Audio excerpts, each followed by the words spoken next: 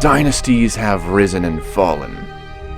Some burnt books and destroyed libraries, but the spirit of knowledge was never lost. There were beacons of light to preserve our teachings. Carrying out the missions of the Prophet in guiding people, their status has been elevated, and their names inscribed in the books of history for eternity.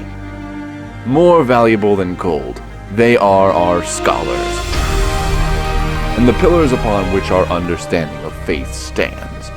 They are wonderful for a million reasons, but mostly because they can take us to the land of the ever after, the place we know as heaven.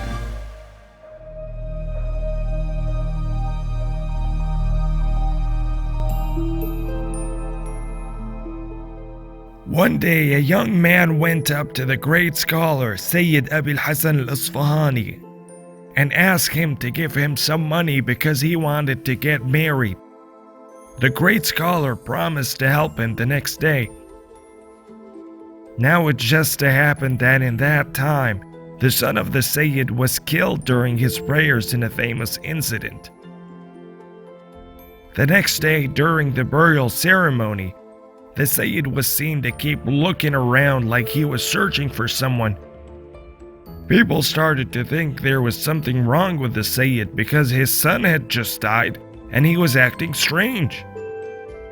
Then they saw the Sayyid calling to somebody, and they saw a young man approaching the great scholar. The scholar then handed him a bag of gold coins because he had made a promise to the young man. The Sayyid was determined not to break his promise no matter what the circumstance was, even though he was sad and it was his son's funeral.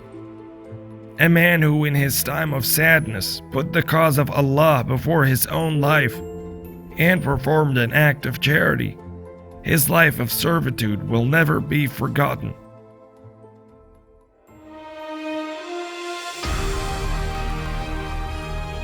So at the end of time, when the day of resurrection approaches, and all those on earth will be subject to questioning, when God Almighty will call upon the scholar and then upon the worshipper, He will tell the worshipper to go to heaven, and He will tell the scholar to take those he or she have trained with them.